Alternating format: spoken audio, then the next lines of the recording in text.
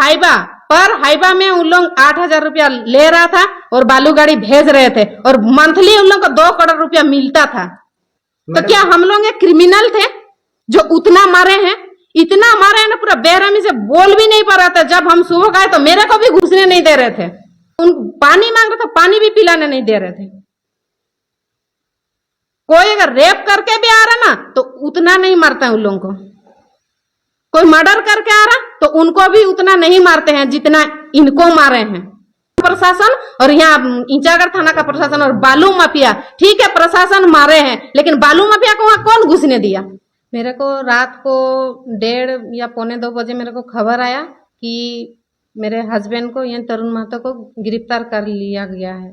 तो उनको वहां से बुलावा आया था। गांव वाले 2-3 महीना से उनको बुला रहे थे कि यहाँ अवैध 4-5 साल से तो यहाँ अवैध बालू का कारोबार चल ही रहा है। लेकिन गांव वाले इसलिए परेशान है क्योंकि बाहरी आदमी यहाँ आके बालू का अवैध खनन कर रहा है और गांव का जो आदमी लोग छोटा छोटा ट्रैक्टर चला रहे हैं, छोटा छोटा गाड़ी में बालू चला रहे हैं, उसी से उसका भरण पोषण हो रहा है। बच्चे का उन लोग, बच्चे को भी हॉस्टल से निकाल के घर में बिठाए हैं क्योंकि बच्चे का भी उन लोग फीस नहीं दे पा रहे हैं।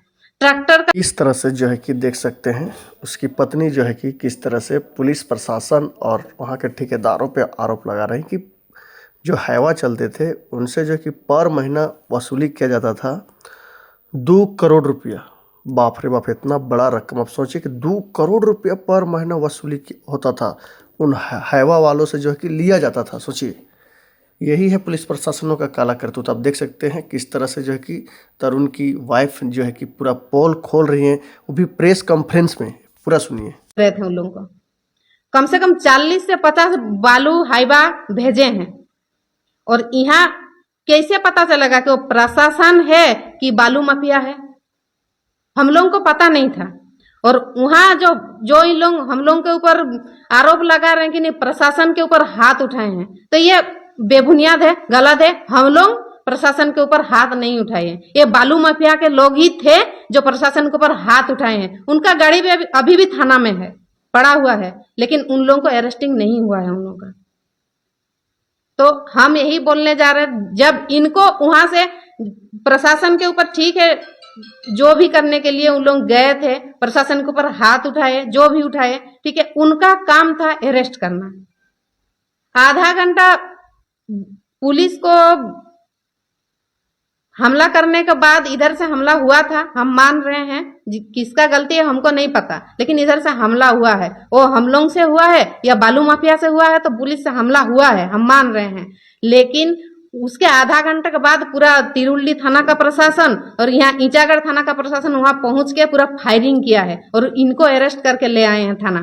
ठीक है, अरेस्ट किए हैं, हम मना नहीं कर रहे हैं। आप गलत पाए हैं, अरेस्ट किए हैं, ठीक है, गलत थे सही थे वो आप लोगों का काम है जानना, आप लोग जानिए। अरेस्ट करके ले आए हैं, लेकिन उसको अरेस्ट करने के बाद थाना से उसको इसे साठ में एकदम पूरा घिसड़ के लेके गए हैं अंदर।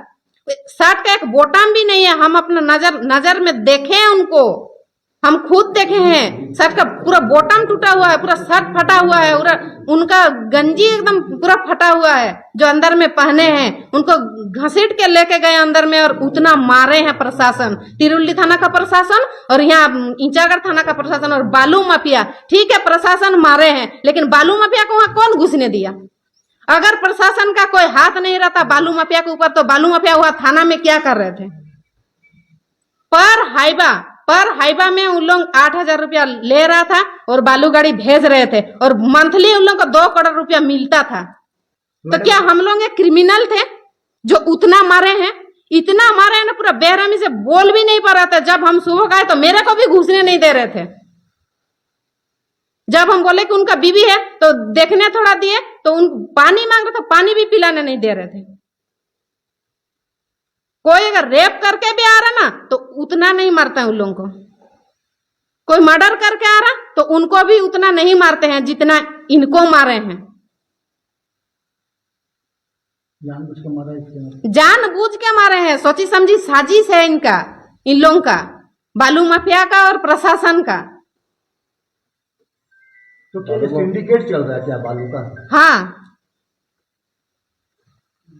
हर महीना 2 करोड़ रुपये यहाँ होता है। हाँ, 2 करोड़ रुपया जानते हैं? बालू लदे हैवा से 2 करोड़ रुपया वसूली किया जा रहा है। चल रहा है। चालान कर दिया गया, तो किस आरोप में चालान किया गया? देखिए, अब तो हम लोग को चार्जशीट मिला नहीं, और जब तक हम लोग चार्जशीट नहीं मिलेगा तब तक क्या किस आधार पर भेजा गया है तो कहना मुश्किल है। हम लोग आगे का न्यायिक प्रक्रिया हम लोग कोर्ट में जाएंगे, कोर्ट का शरण में, और जो सही होगा निश्चय है कि कोर्ट सच को सच। तरुण महतो के ऊपर आरोप लगाया कि लोगों के द्वारा प्रशासन को पीटा गया, इस पर क्या कुछ कहें? देखिए, जब वहाँ घटना घटा, वहाँ प्रशासन क्या कर रहा था? सबसे बड़ा सवाल जो आज बहुत सारा चैनलों में चल रहा है कि पुलिस को मार दिया गया, तो पुलिस वहाँ बालू खदान में पुलिस क्या कर रही थी? हम तो सवाल चौथा स्तंभ के माध्यम से प्रशासन से पूछना चाह रहे हैं कि वहां पुलिस पहुंचा क्यों, क्या करने के लिए? पुलिस वहां क्या कर रही थी?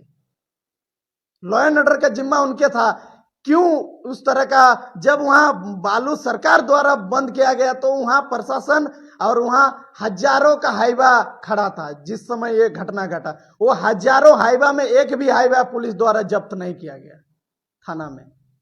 तो ये क्या दर्शाता है? आप सोचिए, प्रशासन एक भी हाईवा को पकड़ने में सक्षम नहीं हो, तो सोचिए सिंडिकेट कितना बड़ा चल रहा है खेला।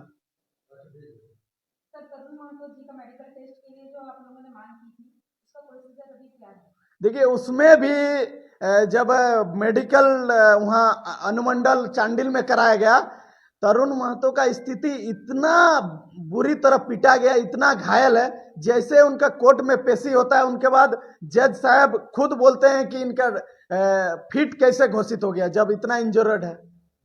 जज साहब खुद मेडिकल टीम को बुला के फिर री जांच कराया गया। तो ये दुर्भाग्यपूर्ण है झारखंड का कि आप सोचिए, जिसको इतना 3rd डिग्री टॉर्चर, इतना घायल अवस्था में उनको फिट घोषित कर दिया जा रहा है। तो आप सोचिए कितना प्रेशर होगा, किसका प्रेशर में ये सब हो रहा है। ये बहुत जरूरी है, क्योंकि कोई तो है, कौन करा रहा है? प्रशासन। यही तो आखिर किसका दबाव में प्रशासन काम कर रही है? जब सरकार बालू घाटों का नीलामी नहीं किया तो आखिर किसका दबाव में सब कार्रवाई हो रहा है? बिल्कुल एक षड्यंत्र के तहत जेएलकेएम को बदनाम करने का टारगेट, तरुण महतो को कैसे डैमेज किया जाए, जेएलकेएम एक उभरता हुआ पार्टी है, इसको कैसे डैमेज किया जाए, इसी के लिए इस तरह का स्क्रिप्ट जो हम देख रहे हैं बहुत सारा चैनलों में चल रहा है, जबकि वो चैनल हमको लगता है वो मौजूद भी नहीं था घटनास्थल में। तो कैसे? किसी का ट्रैक्टर वाला का बयान भी नहीं है, अब बयान लिए नहीं, और अब कैसे बोल दे रहा है कि ट्रैक्टर वालों से वसूली, हाईवा वालों से वसूली। अब बयान लेते उसके बाद हम तो खुला ओपन बोलते हैं कि अगर ट्रैक्टर वालों से मांगा गया है कोई, तो अब जाइए ना ओपन, अब जाके केस करिए जो मांगा है। तो इसीलिए ये जितना भी आरोप है ये बिल्कुल पार्टी के ऊपर बेबुनियाद आरोप है, और इस तरह का जो चल रहा अवैध धंधा, इसके खिलाफ जेएलकेएम पुरजोर हम लोग आंदोलन करने के लिए विवश है, क्योंकि आज हम लोग का पहचान है जेएलकेएम का जल जंगल जमीन और यहाँ की खदान की रक्षा करने का, अवैध बालू ढुलाई, सबके लिए हम लोग इस बार आंदोलन, उग्र आंदोलन के लिए हम लोग मजबूर है जेएलकेएम इस बार।